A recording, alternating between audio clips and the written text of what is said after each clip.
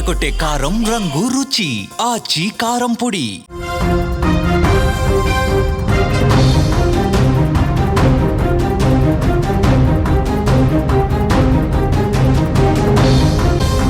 ప్రియుడి మోజులో భర్తను దారుణంగా చంపేసింది. కామంతో కళ్ళు మూసుకుపోయిన కొంతమంది భార్యలు భర్తని చంపేందుకు ఏమాత్రం వెనకట్టంలో ఆలోచించడంలో అసలు భయపడటం లేదు. పరాయి మగాడి మోజులో పడి పచ్చని సంసారాన్ని చిన్నాభిన్నం చేస్తూ ప్రాణప్రదంగా చూసుకోవలసిన భర్తని లిటరల్గా చాలా దారుణంగా మర్డర్లు చేసేస్తున్నారు. ప్రియుడితో ఉన్న అక్రమ సంబంధం బయటపడటంతో పద్ధతి మార్చుకోవాలని భర్త చెప్పినా హెచ్చరించినా ఆవిడ ఇంకా వినిపించుకోవాలి. తన సుఖానికి అడ్డొస్తున్నాడు, వీడు లేకపోతే నేను హ్యాపీగా ఎంజాయ్ చేయొచ్చు అని చెప్పి చంపేసింది భర్తని. చంపేసి గుండెపోటు నాటకం ఆడింది. పోలీసుల విచారణలో ఆ రాక్షసి పాపం పండింది. ఇప్పుడు జైల్లో ఓచులు లెక్కిస్తోంది.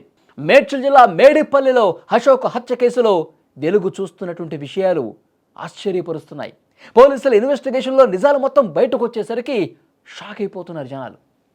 కర్ణాటకకు చెందిన అశోక్ పూర్ణిమలకు 2011లో పెళ్ళయిందండి. వీరికి 12 ఏళ్ల కుమారుడు కూడా ఉన్నాడు. అశోక్ యమనంపేటలోని ఇంజనీరింగ్ కళాశాలలో మేనేజర్గా పనిచేస్తూ కుటుంబాన్ని పోషిస్తున్నాడు. పూర్ణిమకు ప్రకాశం జిల్లాకు చెందిన పాలేటి మహేష్ అనే కూలీతో అక్రమ సంబంధం ఏర్పడింది. ఈ విషయం తెలిసిన అశోక్ భార్యని మందలిస్తూ ఉన్నాడు. కాపురం నిలబెట్టుకోవాలనే ఉద్దేశంతో ఇల్లు కూడా మార్చాడు. ఇల్లు మార్చిన పూర్ణిమలో మార్పు రాలా. సరికదా, తమ సుఖానికి అడ్డొస్తున్నాడని భర్తను లేకుండా చేయాలని స్కెచ్ వేసింది. భర్త ఉంటే ఇదే విధంగా అడ్డుకుంటూ ఉంటాడు, ఇల్లు మారుస్తూ ఉంటాడు. ఈ విధంగా ఎప్పటికీ ఒక టార్చర్ అయిపోయింది నాకు, నా ప్రియుడిని నేను కలవలేకపోతున్నా, నేను ఎంజాయ్ చేయలేకపోతున్నా. ఇది మైండ్లో పెట్టుకొని పూర్ణిమ భర్త లేకపోతే, భర్తను చంపేస్తే మనకి ఏ అడ్డు ఉంటుంది? ఇంకా లైఫ్ హ్యాపీగా ప్రియుడితో కలిసి ఎంజాయ్ చేయొచ్చు అని చెప్పి భావించి ఈ విధంగా చాలా అంటే చాలా దారుణంగా చంపేసిందండి. ఈ నెల 11వ తారీఖున అశోక్ ఆఫీసు నుంచి ఇంటికి రాగానే ప్రియుడు మహేషు, అతని స్నేహితుడు సాయి కుమార్ అన్నాడు. ఇలా ముగ్గురు కలిసి మొత్తం ఒక ప్లాన్ వేశారు అశోక్ని ఏ విధంగా చంపాలని. అశోక్ని ఫస్ట్ ఇంట్లోకి వచ్చిన తర్వాత కింద పడేసి ముగ్గురు అదిమి పట్టుకున్నారండి.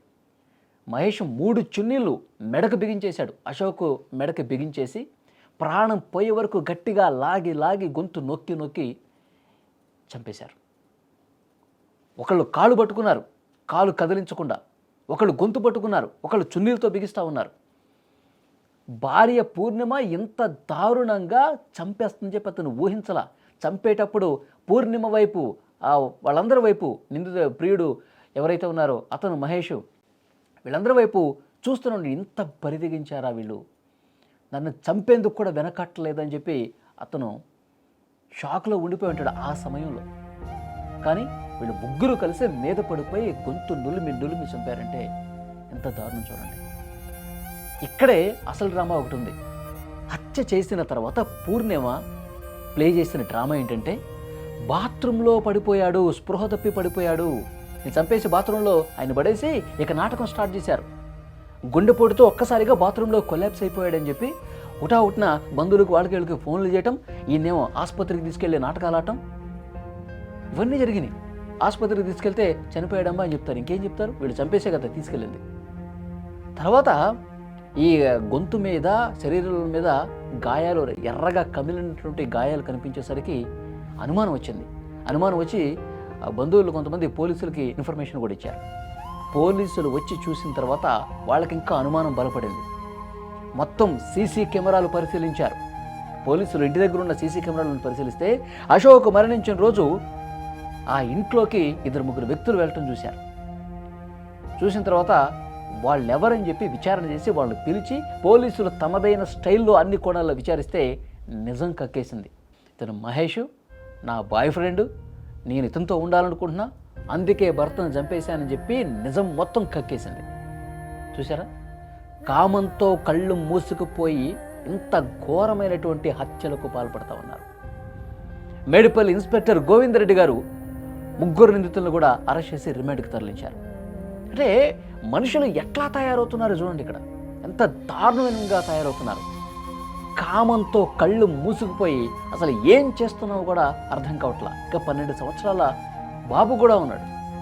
నీ పద్ధతి మార్చుకో, ఇకనైనా నువ్వు మారని చెప్పి అక్కడ ఆ ఇంటిని ఖాళీ చేసి వేరే ప్రాంతానికి వెళ్ళి ఉన్నా సరే తన తీరు ఏమాత్రం పోగా నన్ను ఇంకా అడ్డుకుంటున్నావా, నా ఎంజాయ్మెంట్ను నువ్వు అడ్డుకుంటున్నావు అని చెప్పి భర్తను చంపాలని చెప్పి ప్లాన్ చేసిందంటే అది ఎంత సైకో మైండో, ఎంత క్రిమినల్ బ్రెయినో మనకు అర్థమవుతుంది.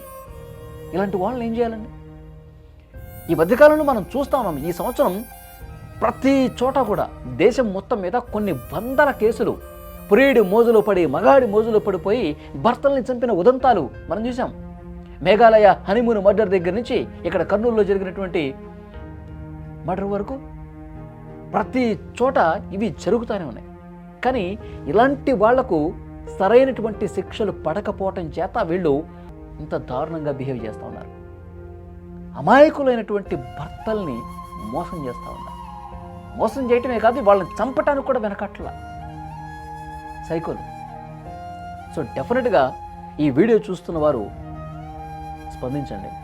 ఇలాంటి ఆడవాళ్ళని బరి తెగించి కామంతో కళ్ళు మూసుకుపోయి చంపటానికి కూడా వెనకాడినటువంటి ఇలాంటి మహిళల్ని ఏం చేయాలి? స్పందించండి.